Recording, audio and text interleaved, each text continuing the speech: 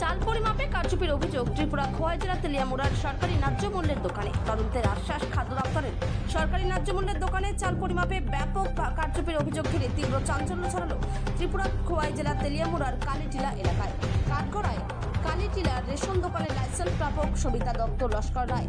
গরিব মানুষের খাদ্য নিরাপত্তার প্রধান ভরসাস্থল এই সরকারি রেশন ব্যবস্থার স্বচ্ছতা নিয়ে প্রশ্ন তুলেছেন ক্ষুব্ধ উপভোক্তারা। বুধবার কালীটিলা এলাকার বাসিন্দা রঞ্জিত সাহা তার বৃদ্ধ মাকে চাল তুলতে রেশন দোকানে পাঠান। অভিযোগ, ওই বৃদ্ধার সরলতার সুযোগ নিয়ে চাল ওজনে কম দেওয়া হয়।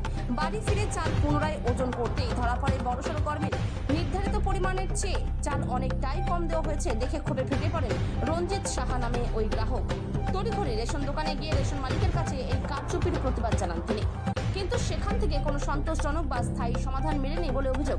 ঘটনা জানাজানি হতেই এলাকায় শোরগোল পড়ে যায়। খবর পেয়ে সংবাদ মাধ্যমের প্রতিনিধিরা ঘটনাস্থলে পৌঁছলে রেশন দোকানের কর্ণধার সবিতা দত্ত লস্কর রায় অবশ্য চুরির অভিযোগ সরাসরি অস্বীকার করেননি। ত্রিপুরা থেকে বিক্রম কর্মকারের রিপোর্ট, বিগ নিউজ বাংলা। কি হয়েছে সমস্যা হইল মা আইসে রেশন নিত, রেশন নিতে বলে আমরা তো পাই, আমরা কার্ডের মধ্যে 20 কেজি, টোটাল 35 কেজির মধ্যে আমরা আলাদা আলাদা করে নিই কি চালটা 20 কেজি এখনো 15 কেজি এখনো। তো ওই একটা বছর দিচ্ছে 15 কেজি, 20 কেজি পাওয়ার কথা 15 কেজি দিচ্ছে। তো আরেকটা বছরের মধ্যে দিচ্ছে 11 কেজি, 4 কেজি কম।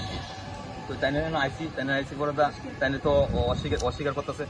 হ্যাঁ, সিসি ক্যামেরা দিকে সেটা বলে আমরা চাল দিয়ে দিব। তাই নামে অনেক কমপ্লেন আছে, আমরা পাড়ার মধ্যে সবাই বুঝেছে। আজকে আমি আইসি করে তারা তাই পাড়ার নামে অনেক মানুষের তাই বিশ্রী ব্যবহার করে, যে শুনিতে আইলে পাল্টাই দেয় না। তারপরে 2 কেজি 3 কেজি চাল প্রতিদিন কম, আমরা যদি 1 কেজি চাল 2 কেজি চাল কম হচ্ছে তাহলেও আমরা হাইলাম না। আমরা একটু মধ্যবিত্ত, ঠিক আছে। আজকে 5 কেজি 9 কেজি প্রায় 9 কেজি চাল কম, তার লেগে আমরা আইসি। তো তাই নিয়ে কইতেছে এর লেগে আপনারা ফোন করছি, যেখানে দেখতে হয় এমন হইলে তো কেমনে চলবো কম না। কোন রেশন সুবিধা এটা ওই আপনার এটা আমরা ওই বন্ধ মানে জায়গাটা কোনটা, জায়গার নাম কিটা? এটা কালীটিলা ধরে কি আপনার নাম? আমার নাম রঞ্জিত সাহা। কালীটিলা এলাকাতে একটি রেশন রয়েছে, ওটার বিরুদ্ধে গ্রাহকদের রেশন সামগ্রী প্রদানের ক্ষেত্রে ওজনে গরমিলের একটা অভিযোগ এসেছে। এই বিষয়ে আপনাদের তরফ থেকে কি ব্যবস্থা নেওয়া হবে বা কি?